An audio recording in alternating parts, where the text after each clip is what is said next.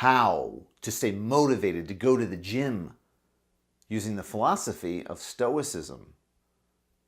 Up next.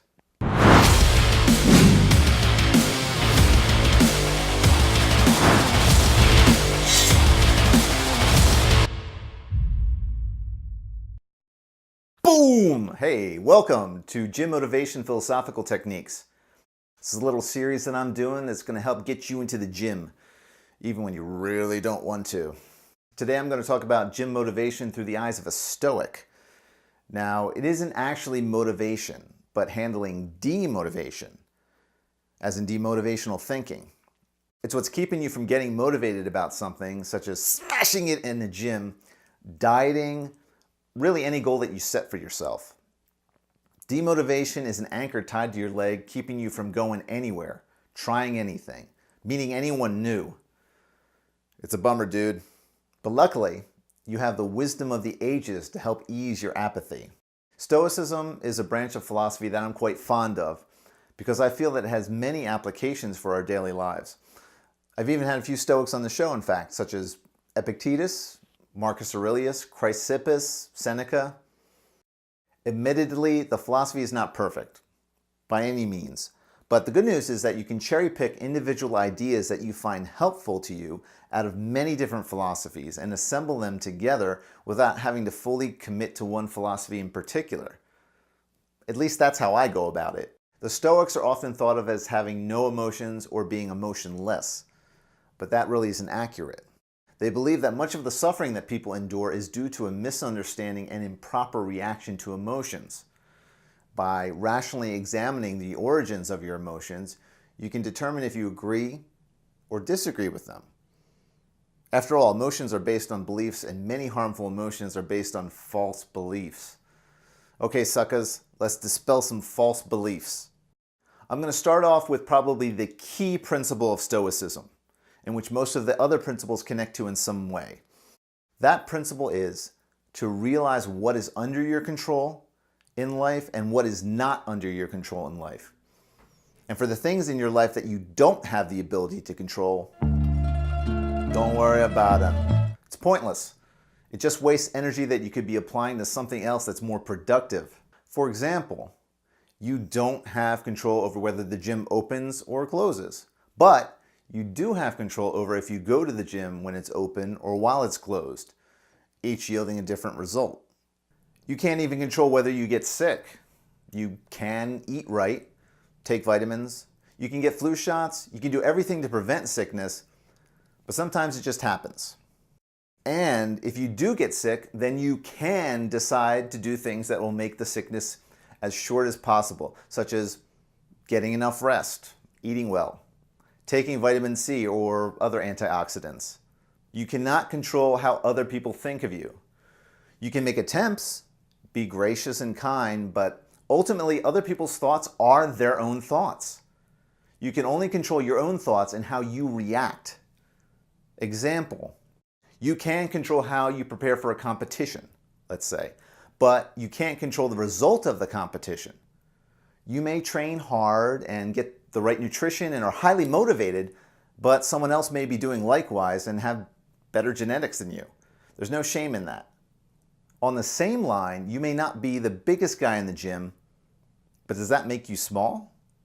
If someone at the gym can bench press 400 pounds and you can only bench press 300 pounds, does that make you weak? If you have an IQ of 120 and someone else has an IQ of 140, does that make you dumb? Of course, to ask these questions is to answer them. A second Stoic theme is how you react to things is much more important than what actually happens to you. There's a saying, and I don't think it's a Stoic saying, but it goes like this: life is 10% what happens to you and 90% how you react to it. Example, let's consider how two different people can react to the same event. Let's say that they're both at the gym and each has a dumbbell fall on their foot. The first person cries and wails and complains about it all day long. But the second person momentarily winces, shakes it off for a few minutes, and then goes about their day like nothing happened. Obviously, we're not talking about a serious injury where anything's broken. If you notice, the difference between these two people is in their thinking and not what actually happened to them. The fact that the second person is not bothered by the event shows that much of the suffering that we endure is due to how we internalize things and not what externally happens to us.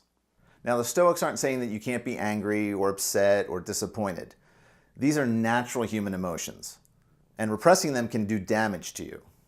Seriously.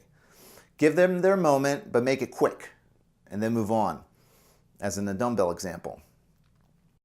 My friend Darren has words of wisdom on this subject, and he puts it like this. Okay, you've had a bad night, a bad workout, a bad anything. Go home, stick your head in your pillow and cry it out, fella. Then get yourself together and come back and start a new day fresh. The way that I interpret what the Stoics are trying to say is to treat life like a multitude of experiments without passion or prejudice. You perform an action, you get a result. If the result isn't what you expected it to be, then try to think about what you would do differently to get a different result.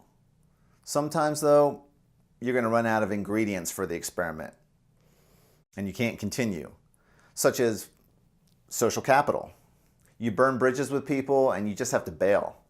And when you bail, leave that emotional baggage behind you at Terminal 2. If you're working out but not losing fat, or you're not gaining muscle, then read up on why that would be happening.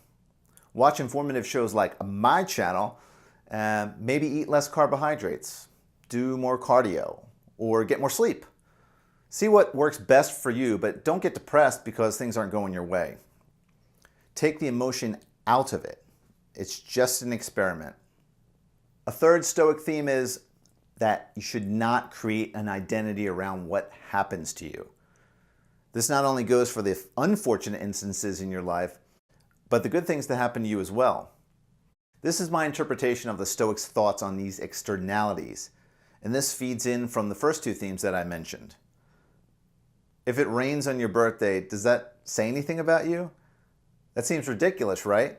But there are people out there who believe that the only reason that it rained was because it was their birthday.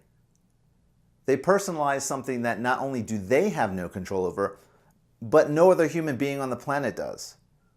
This theme also goes for property, body, and reputation. What you own is not who you are. Don't identify yourself with your car, your house, your clothes, your watch, your private jet, because they can all be taken away from you. They can be stolen or damaged. They may go out of style. Their value, and more importantly, their perceived value, will decrease over time. And if you attach your identity to a boat and that boat is sinking, then you're going to drown. That's a Fight Club theme as well. Don't let your possessions possess you. As this applies to gym philosophy, don't attach your identity to your body. I know that doesn't sound right, but you should be proud of the work that you do on it and the health benefits that are the result of that hard work. But you could get sick or get into an accident and lose your physique, and you don't want to lose your identity with it. That's all I'm saying. Your mind, your willpower, your spirit, or soul, if you will, are with you your entire life, and those are the things that you have control over. That is your identity. Now, don't let that be an excuse to not crush it in the gym. The Stoics aren't suggesting that you shouldn't set goals and work hard to achieve those goals. As I read it, they think that the value is in the work itself that you put into achieving a goal and not the actual goal or prize. As I also mentioned, don't attach your identity to your reputation,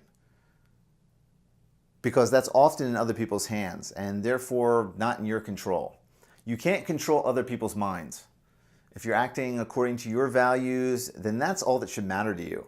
If you're doing well with your fitness goals and you're kicking butt, there are going to be a lot of jealous Jennies out there that are going to try and bring you down. You see, because they tried what you do and they gave up, and they don't feel particularly good about that. It leaves a dumbbell-shaped hole in their heart. They feel that it is much, much easier to bring you down to their level than to put in all the work to get where you're at. People will tell you that you are eating wrong and this and that aren't good for you. You shouldn't work out so much.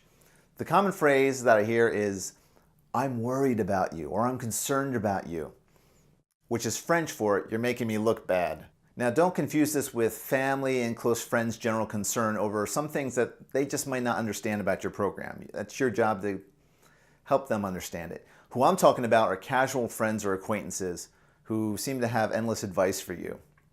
Emperor Marcus Aurelius, who was probably the most politically powerful Stoic that ever lived, has a quote that I'm quite fond of where he says, "An emerald shines even if its worth is not spoken of." So if you value the way you're behaving and you believe it is virtuous, then there's great worth in that, even if other people don't praise you. Okay, that's all I have for now. I could go into further depth on the other areas of Stoicism and even some of the areas that I don't really agree with the Stoics, but that's not the purpose of this video.